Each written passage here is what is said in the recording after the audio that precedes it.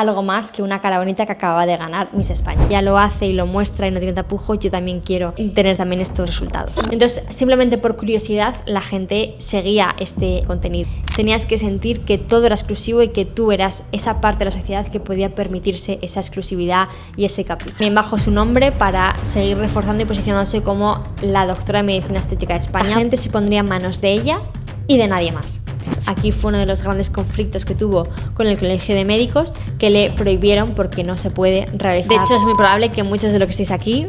la hayáis conocido por algún titular o por alguna cosa más allá de por sus clínicas o por sus trabajos. Nunca le darán la validez que le darán a otro médico que no comparta su vida personal. Es decir, la gente va más a la clínica por ti que por tu método. Hoy tenemos sobre la mesa un caso que creo que es imposible que no conozcáis y que quizás os ha creado tantas preguntas como me ha ido creando a mí durante todos estos años, que es el caso de Carla Barber y las clínicas de Carla Barber. No sé si como yo os habéis preguntado alguna vez cómo se construye una marca así, cómo se llega a tener tal éxito tan rápido. Sea lo que sea, y vamos a ver qué hay detrás, cuál es el análisis de las clínicas de Carla Barber, cuál es el análisis de su perfil como influencer y esa evolución tan masiva que ha ido teniendo. Y aunque iremos desgranando todo esto, por supuesto, como sabéis, siempre hay marketing detrás. Así que vamos a ver todas las estrategias, las tácticas, todos los conceptos de marketing que ha ido aplicando, ya fuera consciente o inconscientemente, y qué podemos aprender de todo esto y también qué cosas quizás habría sido mejor no llegar a hacer nunca. Así que se viene un vídeo extenso de los que nos gustan, con mucho análisis, mucho saber qué hay detrás de lo que nosotros vemos a simple vista, que espero que os ayude y como siempre os enseñe algo nuevo de marketing. Así que comenzamos. Vale, antes de entrar en todo el tema empresarial, todo el tema de las clínicas, lo primero que hay que hacer es entender la figura de Carla Barber como persona, como marca personal y como influencer.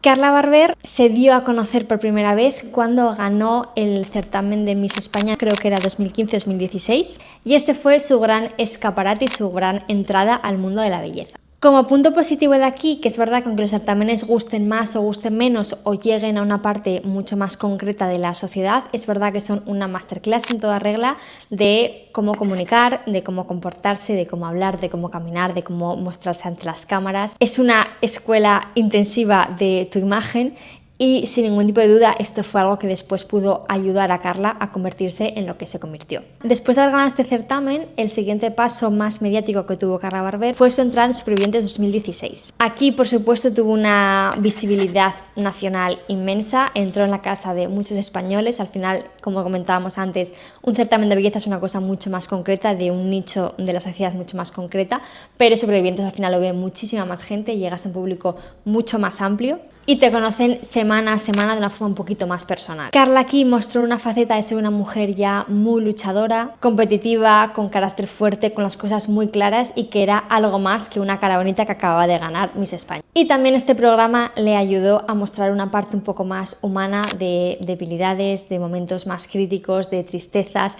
de cómo lidiar con una situación tan bestia como es la de Supervivientes. Y esto sin duda le pudo ayudar a generar un perfil un poquito más empático, que no fuera simplemente la niña mona que había ganado un certamen, sino que también la gente pudiera empatizar un poquito más con ella y con su personaje que se ha ido creando en los meses de Supervivientes. Creo que estuvo unos 2 meses en la isla, lo que le dio tiempo a hacerse conocida entre la gente de España y a tener ya como ese nombre y esa cara que la gente podía reconocer. Y aunque la gente le conociera por esto, es importante destacar que Carla ya antes de entrar, ya antes de presentarse al certamen de Miss España, ella tenía la carrera, la licenciatura de medicina, ella era médico. Ella había estado viviendo y trabajando en Alemania, en el extranjero, donde había sido médico, ya había comenzado su carrera, ya había pasado muchísimas dificultades, como es ir a un país nuevo y alejado de tu familia como es Alemania, buscarte la vida y a trabajar como médico sin saber el idioma y teniéndolo que aprender en tiempo récord. Por tanto, ella ya había mostrado a nivel personal y de cara a su núcleo cercano su personalidad, pero es cierto que no se conocía tanto cuando ella estaba en Supervivientes. Al final ella estuvo en Supervivientes por ser Miss España. Y es aquí donde llega el primer gran reto de Carla Barber, que yo creo que aconsejada por alguien o alguien que más o menos sabía lo que podía salir de aquí, aconsejó a su familia para que mientras ella estaba en Supervivientes ya se empezara a reforzar un poco la idea de que Carla era más que una Miss, era más que una cara bonita, sino que también era médico y que era algo más que la chica de Supervivientes. Es aquí donde tuvo que hacer un reposicionamiento de marcas, donde tuvo que empezar a dar a conocer esta faceta suya. Ya mientras ella estaba en el programa, la familia que le llevaba a las redes sociales empezó a comunicar esto, se publicó alguna foto de ella pues recién graduada, contando un poco su historia, contando que tenía esa licenciatura, que era médico. Yo creo que un poco en vistas de lo que le pudiera aportar, no tanto por si tenía en mente crear una marca, que no lo tengo tan claro que en ese momento lo supiera, sino porque le diera ese reconocimiento de una mujer seria, formada, con futuro y que era más que una cara bonita. Así que estando en el programa y posteriormente al salir, lo que tuvo que hacer es este reposicionamiento de marca para aumentar esa credibilidad y empezar a trabajar su imagen como lo que era, una chica modelo que había sido Miss y que evidentemente se dedicaba al mundo de la belleza, pero que también tenía esa profesión de médico. En 2016, cuando sale Supervivientes, empieza a usar sus redes sociales, aunque es verdad que nada de forma profesional, no había una estrategia, no había un contenido y se notaba que contaba un poco su día a día. Aquí ya sí que empezó a mostrar su día a día, tanto cuando tenía trabajos de modelo, cuando estaba en platós de televisión, y también su día a día de cuando estaba pues en una cirugía, cuando estaba trabajando en España como médico. Es verdad que posteriormente a Supervivientes consiguió un boom bastante importante de seguidores, pasó de tener poquitos a tener creo que unos 6.000, 10.000 seguidores más o menos, que bueno, en aquel momento no era gran cosa, pero bueno, empezaba a hacer un poquito de ruido. Y aprovechando que había tenido pues ese boom de seguidores y esa oleada de fans, y que también había descubierto hacía poquito que su pasión realmente no era la cirugía, sino que era la medicina estética, en 2017, o sea, pocos meses después de salir de Supervivientes, montó su primera clínica estética. Si no recuerdo mal, este primer empujón que tuvo fue porque su entonces novio, que después pasó a ser marido, se dedicaba también al mundo de la medicina estética, tenía ya alguna clínica por España y le dejó pues como ese espacio para que pudiera aprender, para que pudiera desarrollarse, y posteriormente ella pudo crear su propio despacho para atender a sus propios clientes. Como su boom vino de las redes sociales post programa de Supervivientes, se dio cuenta de que ya tenía que seguir contando cómo era su día y cómo era su trabajo en redes sociales para conseguir atraer a esa gente a su mundo de la medicina estética. Para esto hizo algo que es verdad que creo que lo hizo sin ningún tipo de conocimiento, sin ningún tipo de estrategia, pero que fue el boom absoluto por el que se dio a conocer, que fue empezar a compartir contenido del antes y después. Es verdad que ahora mismo el mundo de la medicina estética es una cosa que está normalizada, que la gente cuenta lo que hace, la gente cuenta los retoques que se hace y no es una cosa tan tabú, pero hay que recordar que en aquel momento, 2017, 2016, era una cosa que casi nadie contaba, era una cosa que apenas se conocía, poca gente salía a decir sí, me he pinchado esto, me he puesto esto y me he quitado lo otro, era una cosa mucho más privada, ahora se ha normalizado bastante más. Pero en aquel momento nadie sabía cuando veía un labio, cuando veía una nariz, si eso estaba retocado, si era natural. Lo que hizo Carla Badul fue una cosa orgánica, porque siento que de verdad ya no sabía a dónde le iba a llevar. Es una estrategia que ahora mismo es como bastante obvia y que no nos resulta tan llamativa. En aquel momento es verdad que dio una nueva visión al mundo de la medicina estética. Porque en aquel momento tú podías ver un labio y podías ver perfectamente cómo era antes, cómo era después y cómo era el resultado del trabajo, algo que también a veces podía dar miedo por no saber que tú ibas a hacer un tratamiento y no saber cómo te iba a quedar. A la par de eso también consigues pues crear necesidades, ¿no? Si tú ves un labio, una cara que no te gusta y con la que te sientes reflejada porque ves pequeños fallos que tú también tienes y ves lo bonito que ha quedado después, pues evidentemente te crea esa necesidad de querer hacerte también este cambio. Sumado a esto, el ver cómo esta doctora cambia y quedan resultados preciosos y la gente sale contenta y lo que tú ves del después te gusta y te da esa seguridad, pues evidentemente mucha gente que por miedo no se animaba a hacerlo con algún doctor, con ella se empezó a animar. O sea, es decir, el ser tan transparente con así es como llega una persona y así es como sale, esto es como trabajo, pues evidentemente le dio esta autoridad y esta tranquilidad hacia el cliente. Otra cosa que hizo también que fue bastante interesante es convertirse ella misma en su propia influencer. Es decir, mucha gente la seguía a ella por su día a día, por lo guapa que era, porque la había visto en el programa, y ella lo que hizo fue unir su día a día a contar, me dedico a la medicina estética y mi día a día es este, y de esta forma metía de forma muy orgánica los casos que tenía, los pacientes que tenía y un poco los trabajos que hacía. Por otro lado, también empezó a contar lo que ella misma se había hecho. Empezó a contar los retoques que se había hecho, incluso a veces se hacía los retoques en directo para que la gente viera cómo era todo el proceso, y eso creo que también animó a mucha gente ayudarle a tener esa sensación de alcanzable, ¿no? De decir, oye, pues si ella lo hace y lo muestra y no tiene tapujos, yo también quiero tener también estos resultados. Entonces también fue una estrategia que ayudó bastante a sentirla más cercana, porque al final te contaba una parte íntima de ella y que fuera la mejor influencer de su propia clínica. Y en tercer lugar, otra cosa que hizo también muy importante y muy pionera fue democratizar todo el tema de la medicina estética. Ella siempre cuenta que cuando tú antes ibas a un médico a que te hiciera cualquier retoque, no te contaba qué te hacía, qué te metía, qué ingredientes llevaba eso, qué era, qué efectos podías tener, qué problemas te podía dar. Faltaba muchísima información y la gente tampoco preguntaba porque no sabía qué preguntar. Ella llegó y lo que hizo fue contar desde el minuto cero todo lo que hacía, sus procedimientos, cómo lo hacía, qué producto utilizaba, por qué era bueno, por qué era malo, qué efectos secundarios podías tener. Era totalmente transparente y aprovechaba este contenido para hacerse mucho más cercana. Es decir, se enfocó totalmente en las dudas, en los miedos, en las incertidumbres que veía de sus propios clientes cuando llegaban a la clínica para resolverlos, conseguir la confianza de otros posibles clientes y que fueran ellos los que quisieran ir con ella porque les daba esta tranquilidad y esta confianza. Es decir, puso el foco totalmente en el paciente, que esto es una de las claves que ella misma se ha dado cuenta con el tiempo que lo ha hecho. Ella puso el foco en el paciente, en lo que el paciente necesitaba, en lo que era mejor para el paciente y en lo que quería y necesitaba ver el paciente en redes sociales. Como veis, estos primeros meses, primer año como médico con su proyecto, fue una mezcla entre aprovechar la fama existente que le había dado la televisión para un proyecto suyo personal y que no se quedara en una chica mona que había llevado sobreviviente, sino que lo pudiera trasladar a algo que le diera futuro y que le diera estabilidad y que le diera trabajo. Y también fueron muchos meses de luchar contra ese estereotipo que ella podía tener para construir esa identidad profesional más allá de la identidad famosa o de chica reality que podía tener hasta ese momento. Aunque es verdad que también se dio algún caso, que esto es algo que se repite en toda la historia y toda la evolución de Carla, que es saber balancear muy bien la vida como doctora y la vida como celebrity. Al final, a lo largo de todos los años, lo iremos viendo, han salido un montón de titulares, un montón de polémicas, un montón de problemas que a veces le hacían dar una imagen más de chica celebrity, chica influencer, que una doctora reconocida por su trabajo. Lo iremos viendo, pero en los últimos años creo que se ha enfocado un poquito más en seguir este camino de doctora profesional enfocada en sus objetivos empresariales.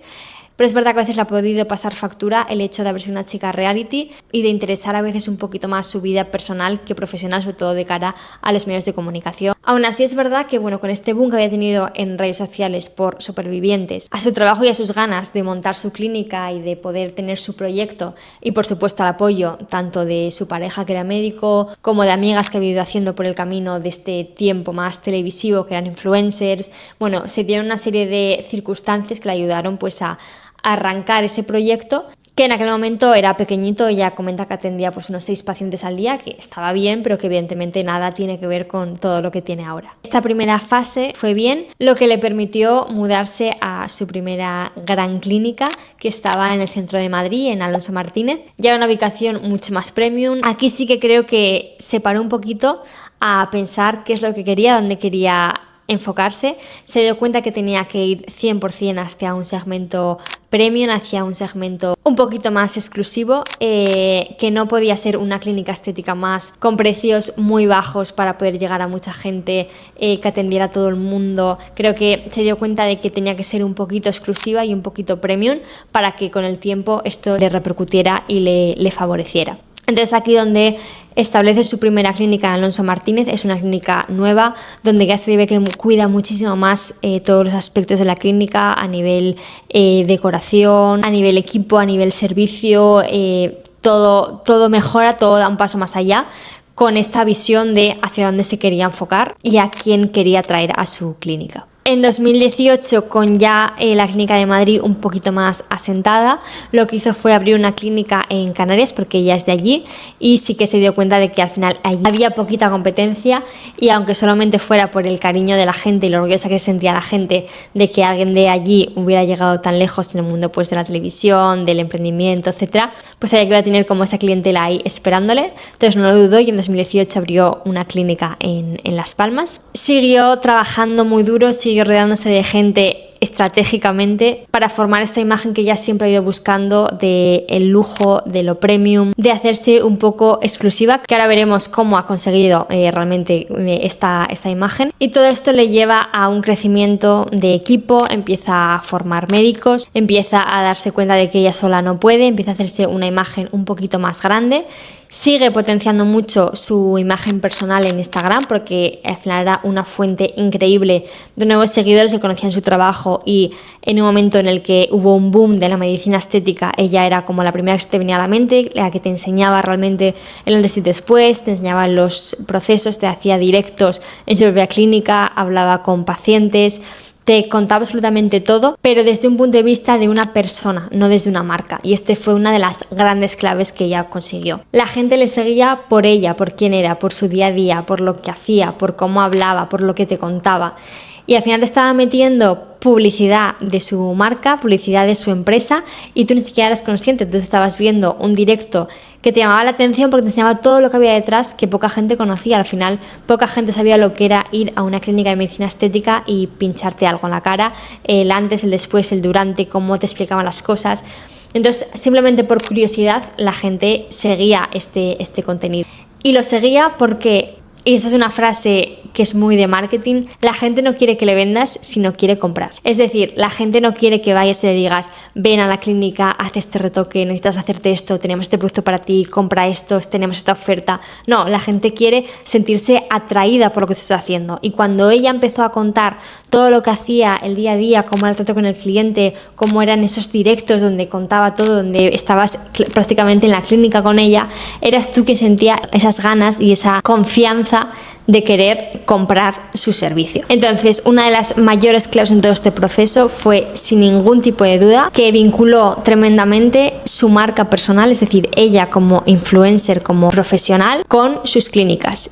Y tú veías su perfil, donde prácticamente parecía el perfil de la clínica, y no eras consciente de lo que te estaba vendiendo. Esto fue lo que hizo que ella fuera ganando muchísimos seguidores. Era un perfil bastante único, no había un doctor que te hablara así de estos temas, no había una personalidad influencer que te contara cómo era el día a día de una clínica. Esto hizo una bola enorme de seguidores que se trasladó también a una bola enorme de clientes, lo que le permitió en 2019 hacer algo bastante grande, que fue alquilar el local en el que está ahora, en el centro de Madrid, un palacete que lo convirtió en clínica, y siguió con esto que había empezado ya en la anterior clínica, de darse cuenta de que todo importaba, todo tenía que ser lujo, todo tenía que verse y sentirse exclusivo, y el cliente desde que entraba por la puerta tenía que vivir una experiencia, más allá de pagar por una técnica, por un producto, por una doctora, tenías que sentir que todo era exclusivo y que tú eras esa parte de la sociedad que podía permitirse esa exclusividad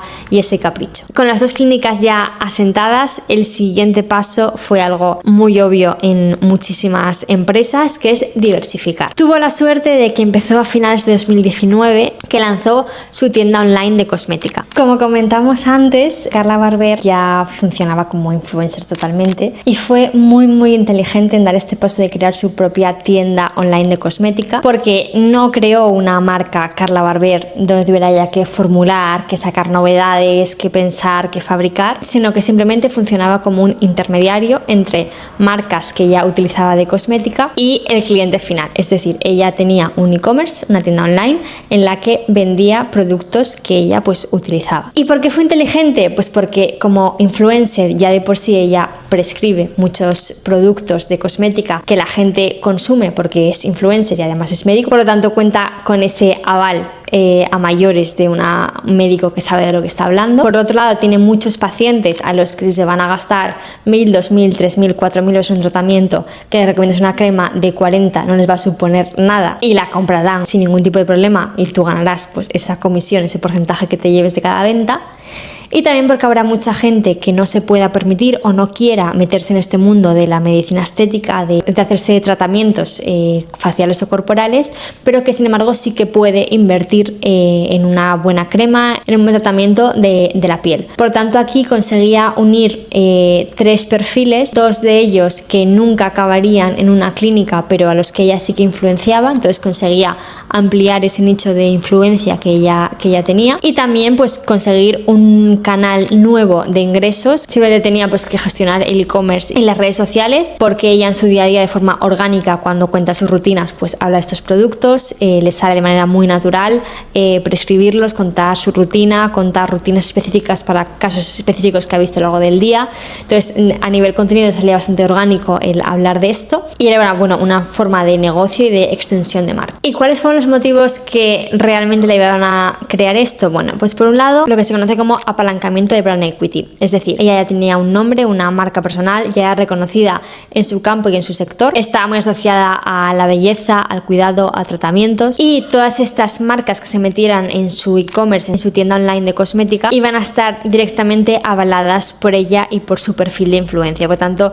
se trasladaba muy rápidamente y muy fácilmente esta confianza y esta notoriedad en las nuevas marcas que se unieran a este proyecto. Por otro lado, satisfacer la demanda de 3 grupos, por así decirlo, que había en el perfil de Carla. Por un lado, sus clientes que ya iban a la clínica a hacerse tratamientos. El segundo nicho son todos esos seguidores que ella tiene, pero que por algún motivo nunca darían ese paso en una clínica. Esto era una audiencia que Carla nunca iba a conseguir tener como cliente, y con esta apertura de esta tienda online pues iba a conseguir trasladarlos y convertirlos en clientes. Y en tercer lugar, ese nicho que ella tenía, pues igual de gente más joven, a los que les interesaba la opinión de Carla respecto a cremas, tratamientos, etcétera, que quizás nunca se habrían planteado comprárselos, pero que Carla como influencer les podría generar esa necesidad de tenerlo y de comprarlo. Por lo tanto, es gente que igual no estaba tan en este mundo de la belleza y que no se plantearía nunca gastarse 40 euros en una crema, pero cuando llega Carla como influencer, como perfil, con esa seguridad y con esa influencia que ella tiene, pues les crea esta necesidad para que lo acaben comprando. Como marketing detrás de todo esto, bueno, pues claramente tenemos el marketing de influencer en su máximo exponente, es decir, que la propia persona que crea esta tienda online sea la influencer, que puede generar esta demanda y esta influencia en los productos que a ella le interesen como empresaria también de esa marca. Y quizás aquí lo que sí que he echado un poco de menos es explotar un poco más esta marca, porque es verdad que donde más dinero hay y donde más dinero se va a mover siempre va a ser en la parte de la clínica, pero es verdad que una vez que has dado el paso de crear una web, de crear los acuerdos con diferentes marcas, de hacer, pues llevar redes sociales, de comunicarlo tú de forma activa en tu Instagram, es verdad que siempre me ha faltado un poco de desarrollar más esta idea, de sacarle más partido y de no quedarte en lo fácil y en lo rápido. Entiendo que ella es una persona que tiene mucho trabajo, que tiene muchos frentes abiertos, pero sí que, por ejemplo, he echado de menos cosas muy básicas del marketing, como puede ser, por ejemplo, envíos a influencers. Aún así, este movimiento, que es puramente estratégico, le vino estupendamente bien, porque, como os comentaba antes, lo hizo en 2019, a finales de 2019, y justo en 2020 estalló todo el tema de la pandemia. Por lo tanto, le vino muy bien estar con esta parte más online, que no dependiera tanto de unas visitas físicas que no se podían hacer, de unos tratamientos que no se iban a poder hacer. Fue una forma de capitalizar la confianza y el reconocimiento que ya tenía, aunque es verdad que desde el punto de vista del marketing, para mi gusto al principio faltaba un poco de coherencia con la marca que ya existía. Me explico. En este momento Carla ya era una persona muy premium, muy lujo, muy alto standing, tenía el fin en un palacete, o sea, ya era un perfil muy conocido por ser difícilmente alcanzable por una gran mayoría. Y es verdad que al principio, cuando se lanzó la marca de cosmética, no era tan premium y no estaba tan a la altura como lo que había ido construyendo Carla en sus años anteriores. Entonces es verdad que tema de comunicación, redes sociales, le faltaba darle una vuelta más para que sí que estuviera bien alineado con la marca que ya había de Carla Barber y Clínicas de Carla Barber, y que no perjudicara todo lo que ya se había construido. En 2020 empieza una fase de expansión total y absoluta. Empezó a dar formación a profesionales, tanto grupos como a nivel individual. De esta forma es otra vía de ingresos, y también le ayudó mucho para reforzar su autoridad en el sector, es decir, para ser ya una médico estética reconocida tanto en España como fuera, que daba formación porque tenía algo que contar y porque ya tenía un expertise y un método propio. Esto es algo que ha seguido haciendo durante todos estos años, que ha mantenido, porque es verdad que a nivel beneficio también es muy importante, y en este sentido de ser relevante en su sector y reforzar su autoridad, en 2024 hizo su primer simposio para médicos sobre medicina estética. Aquí sí que se dio cuenta de la importancia de mantener este lujo y esta sensación premium para la gente que le rodea, las cosas que hace bajo su marca personal. Sí que estaba todo cuidado al más mínimo detalle y de hecho ha anunciado que en 2025 habrá un congreso de médicos de medicina estética, también bajo su nombre, para seguir reforzando y posicionándose como la doctora de medicina estética de España por excelencia. Además, me han anunciado que evidentemente no va a parar, es el momento de explotar al máximo posible este perfil que se ha creado, de hacerse realmente relevante, de que nadie le quite este puesto, que se te venga a la cabeza su nombre si piensas en un médico estético en España. Y este año ha anunciado que en los próximos meses creará un nuevo concepto relacionado con la medicina estética, que es un concepto novedoso que no se ha hecho, al menos en España, en ningún sitio, que es un centro wellness donde tendrás todo tipo de tratamientos, zona de gimnasio de bienestar, zona de suplementos para que te cuides, alimentación cuidada y saludable, incluso zonas donde descansar, reposar, pasar unos días como si fuera un hotel wellness, por así decirlo. Es decir, ella está ahora encaminada a que su marca personal sea una marca personal de wellness a nivel 360, desde la alimentación, la suplementación, el descanso, la salud, tratamientos estéticos. Y ahora, una vez que hemos hecho como esta evolución de lo que ha ido consiguiendo Carla, vamos a lo importante, vamos a por qué ella y no otros, por qué ha conseguido ella situarse donde está, en el punto tan envidiable en el que está, y por qué no lo han conseguido otros. Bueno, pues esto es algo que ha ido desarrollando con el tiempo, y aunque es verdad que ese primer boom de Supervivientes le vino muy bien, es cierto que no se habría mantenido si no hubiera habido una evolución en su persona y en lo que ella aporta. Lo primero que tenemos que tener en cuenta a nivel de marketing, que lo que ella aporta es lo que se conoce como propuesta de valor único. Es decir, ella no vende un tratamiento estético concreto, ella no vende que te pincha Botox, ella no vende una cosa concreta, sino que vende una experiencia, una transformación, algo aspiracional por lo que la gente ahorra. También va a un target de audiencia muy específico y muy concreto. Como comentábamos, no se dirige a todo el mundo, para mucha gente es algo aspiracional que nunca podrán conseguir y eso les hace mantenerse ahí por si algún día pueden permitírselo, y apunta a un público con un cierto poder adquisitivo que sí que se puede permitir hacer un tratamiento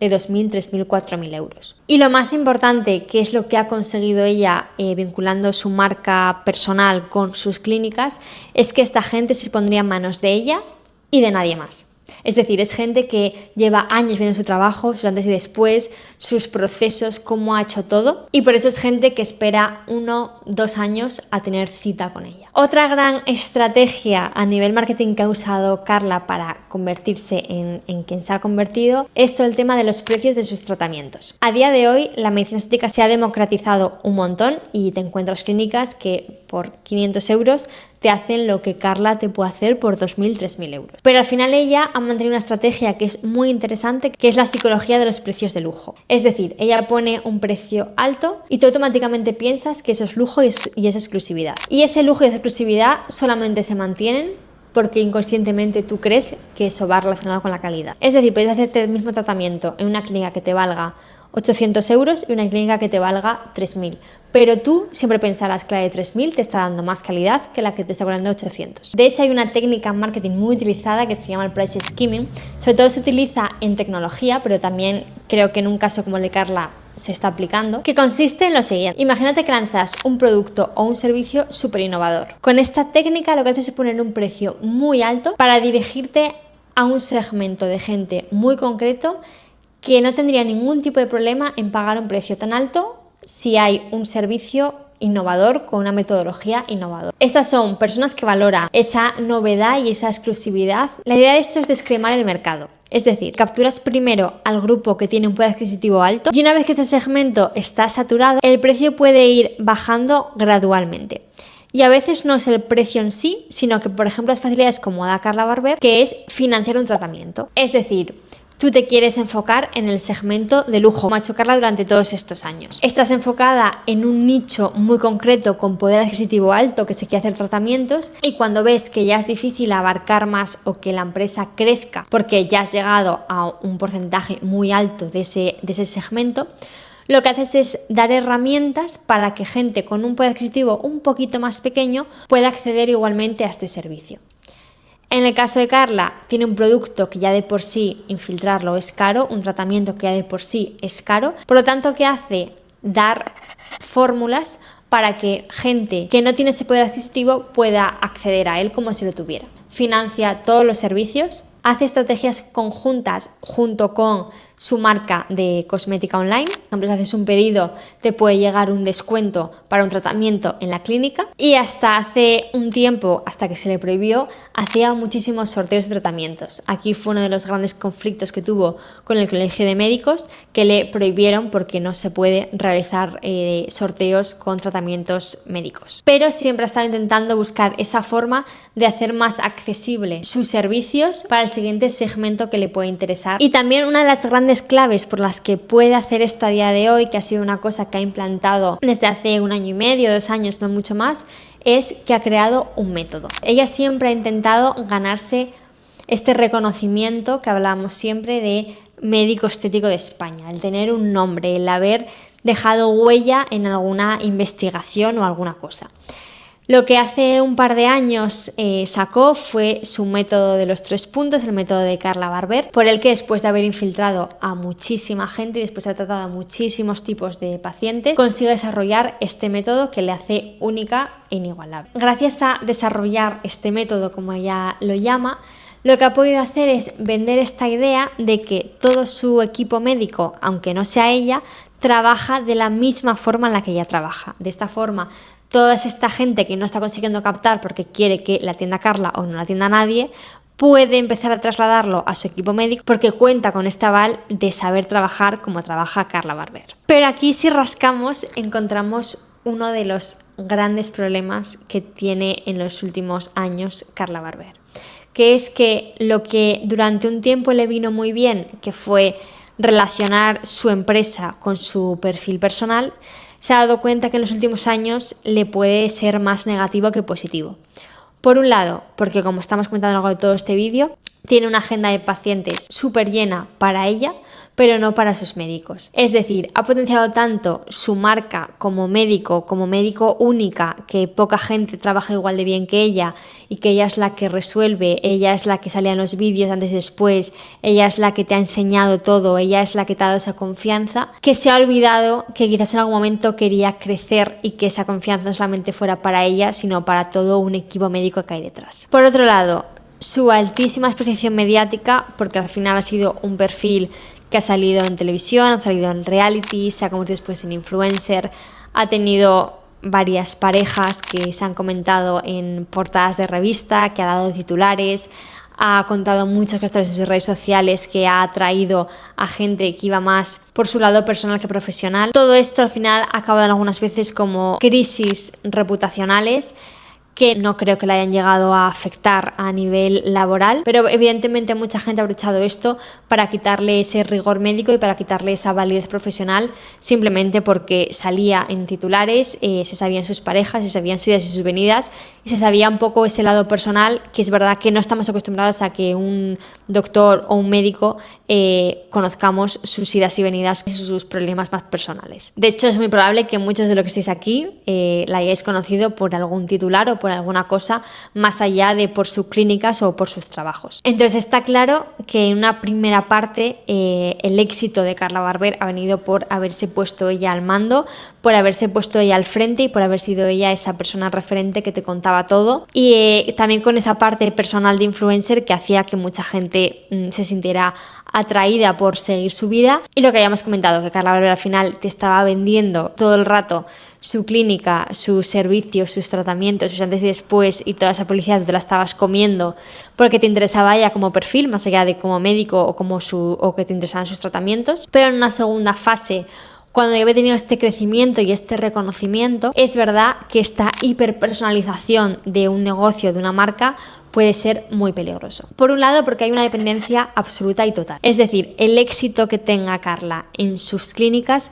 va a estar totalmente ligado a su apariencia en las clínicas. Es decir, Carla ha montado un imperio que funciona muy bien, que genera miles, millones de euros, imagino, pero ella no puede desaparecer y decir, oye, dejo un año de hacer esto y me voy a vivir a donde me dé la gana, a estar un año tranquila gestionando la empresa como empresaria y no como médico. No puedo hacer esto porque la gran mayoría de citas vienen por ella, porque ella es la que sube contenido en Instagram hablando de la clínica, hablando de los productos cosméticos de tienda online, hablando de sus cursos, y mucha gente tiene interés en ella, pero no en la clínica. Por otro lado, tienes riesgo de canibalizar tu marca profesional. Lo que hablábamos antes, puede hacer que mucha gente te reste credibilidad, te reste profesionalidad en tu trabajo como médico, y por mucho que tú generes un método y hagas cursos y des